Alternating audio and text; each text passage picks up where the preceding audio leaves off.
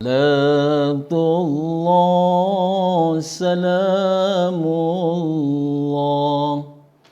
ala taha rasulillah. Salatullah salamullah ala yasin habibillah, ala yasin habibillah. Assalamualaikum warahmatullahi wabarakatuh. Alhamdulillah rabbil alamin. Nahmaduhu wa nasta'inuhu wa nastaghfiruh. Wa na'udzu billahi min syururi anfusina wa min sayyiati a'malina.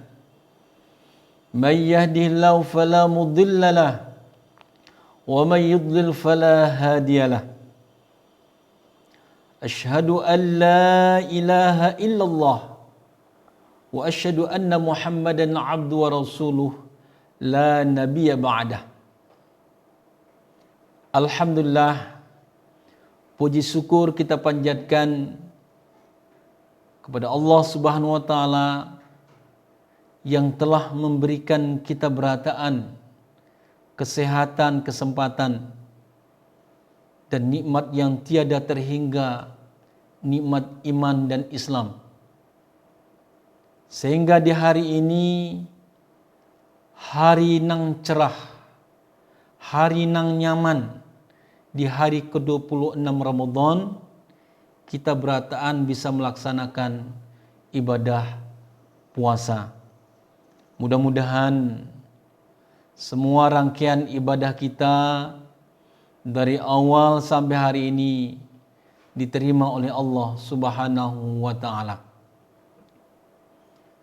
Bapak Ibu, kaum muslimin dan muslimat, pemirsa ceramah Ramadan Ukhuwah, serta seluruh siswa SIT Ukhuwah dan SMPIT HKBS yang berbahagia dan dimuliakan oleh Allah Subhanahu wa taala. Momentum ibadah bulan suci Ramadan tidak bisa dipisahkan dengan sebuah peristiwa yang maha dahsyat yang pernah terjadi, yakni terjadinya peperangan Badar.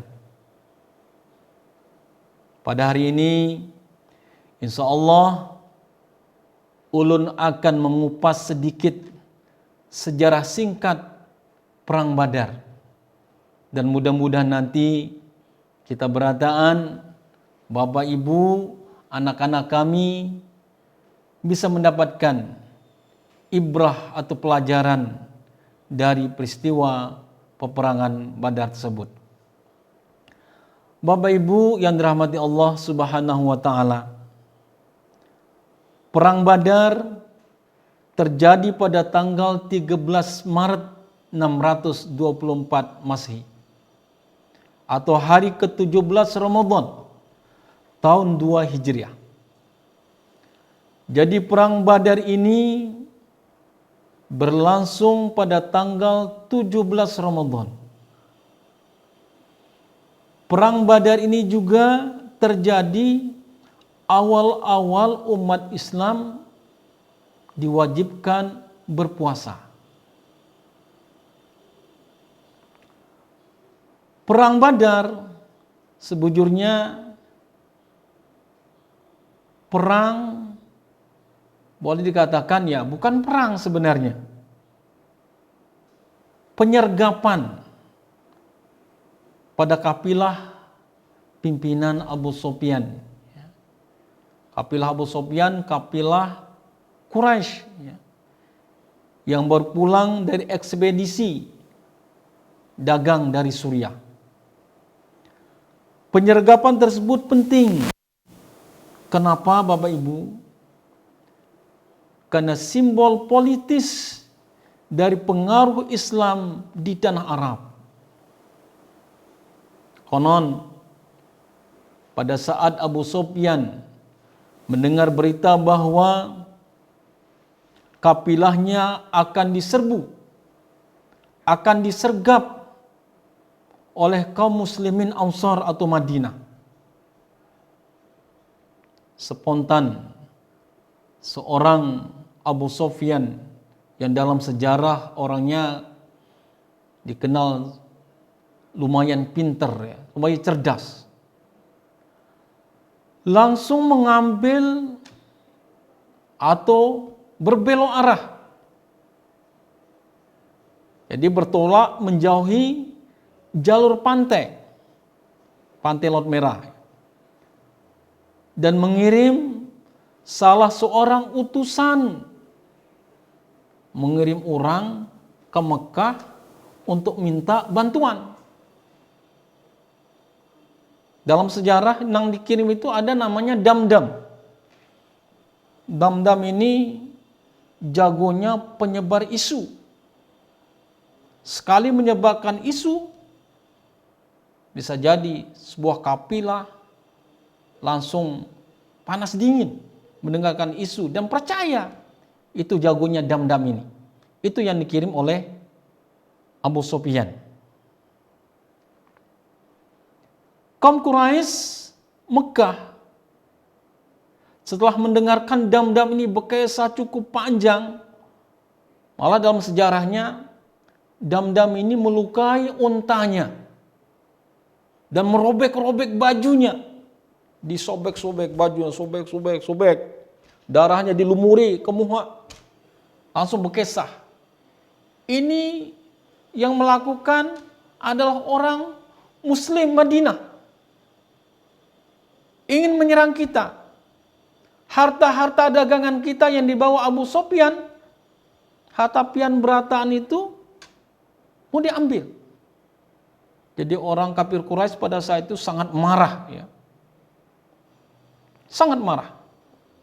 Oleh karena itu, karena kena asutan Damdam tadi, kabilah-kabilah Arab langsung menyiapkan tentaranya, yakni sebanyak 1.000 orang untuk menghadapi kaum muslimin Madinah yang pada saat itu jumlahnya lebih sedikit, jauh lebih sedikit, ya. Di antara pasukan Quraisy itu, ma'asyiral muslimin rahimahullah, ada juga sebenarnya keluarga-keluarga Rasulullah, yakni dari kabilah Bani Hashim. Misal saja Abbas bin Abdul Muthalib, Hakam sepupunya Khadijah dan sebagainya.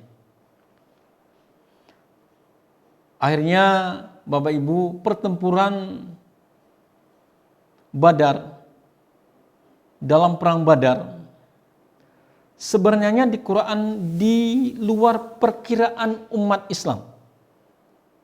Sejak awal Nabi Muhammad SAW merencanakan pengerahan pasukan muslim buat penyergapan biasa, nggak ada niat untuk berperang. Karena itulah yang ikut pada saat itu adalah cuma 313 orang sahabat. Para ahli sejarah, ya, mengatakan ketika kedua pasukan berkemah di Badar,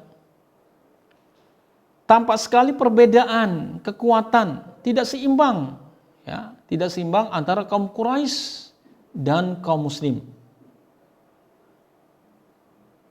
Nabi kita, Nabi besar Muhammad SAW, pada beliau melihat besarnya tentara Mekah beserta banyaknya persenjataan yang dibawa. Ada zirah. Zirah itu rompi, ya, tombak, pedang, dan alat-alat tempur yang lengkap. Nabi Muhammad SAW sempat menangis dan lalu bermunajat dengan membaca doa yang kalau kita resapi mungkin kita akan ikut menangis. Doa beliau begini: Ya Allah, jika kau rombongan yang bersama kau ini ditakdirkan untuk binasa, takkan ada seorang pun setelah aku yang akan menyembahmu. semua orang beriman akan meninggalkan agama yang sejati. Itu doa Rasulullah SAW. Setelah berdoa beliau sepanjang malam, keesokan harinya terjadilah peperangan itu. Beliau menjajarkan tentaranya dalam formasi rapat, sekaligus memerintahkan agar sumur-sumur segera dikuasai guna memutus pasokan air pasukan Quraisy. Ada strategi lain yang dilakukan Nabi kita, mengawali perang dengan pertempuran jarak jauh.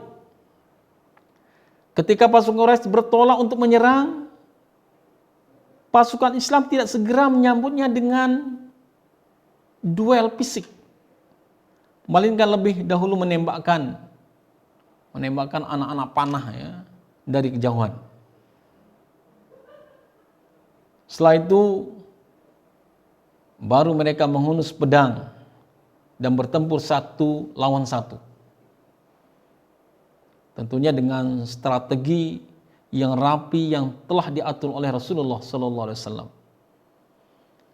Bapak Ibu kaum muslimin dan muslimat, pemirsa ceramah Ramadan Ukhuwah, serta seluruh siswa SIT Ukhuwah dan SMBT HKBS yang berbahagia dan dimuliakan oleh Allah SWT.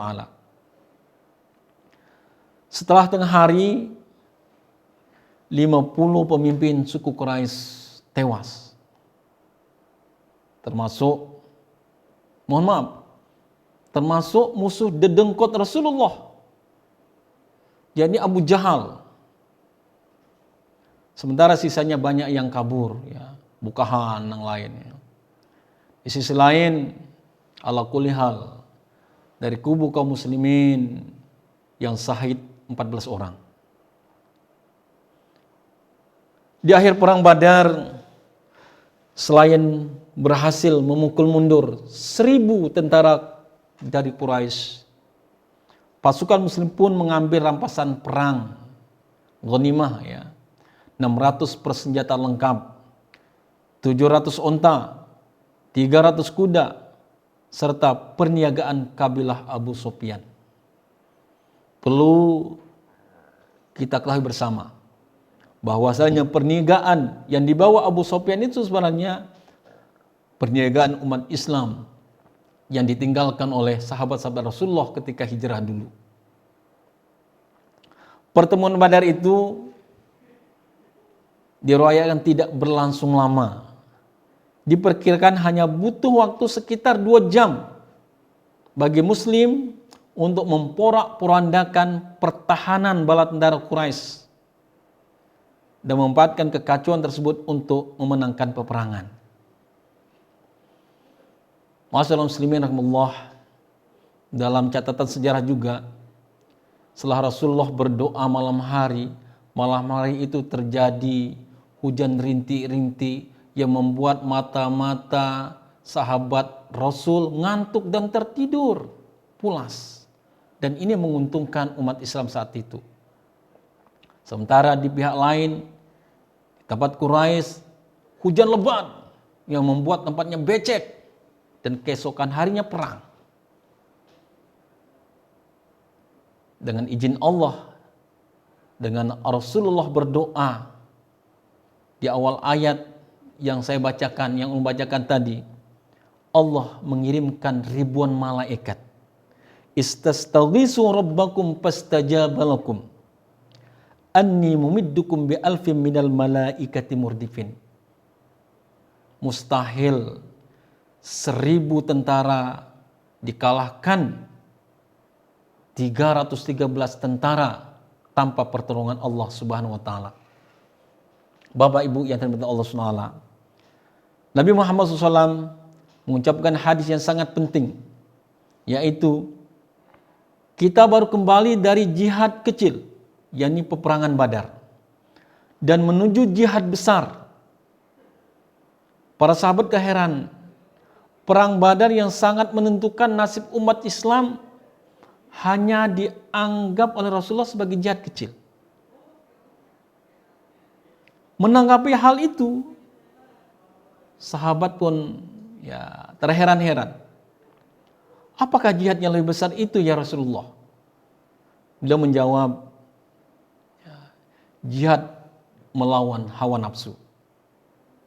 Menundukkan hawa nafsu adalah hakikat dari jihad yang sebenarnya.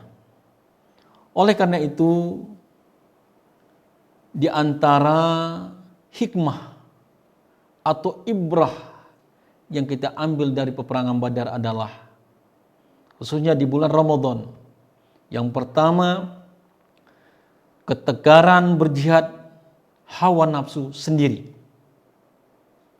Yang kedua, bulan puasa bukan alasan untuk bermalas-malasan.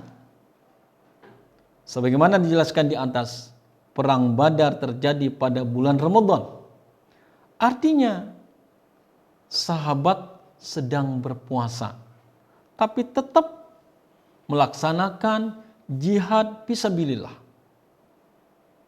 Konteksnya dalam kehidupan, kita juga tidak membuat Ramadan menjadi alasan untuk bermalas-malasan, terutama kepada anak-anak kami, siswa SIT Ukhuwah dan SMPT HKBS. Yang ketiga, hikmah dari perang Badar di bulan Ramadan adalah kita selalu berdoa kepada Allah Subhanahu wa taala. Menempatkan Allah di atas segala-galanya. Allah adalah segala-galanya. Jadi Rasulullah pada saat itu berdoa memohon perlindungan kepada Allah Subhanahu wa taala untuk dimenangkan pada saat perang Badar.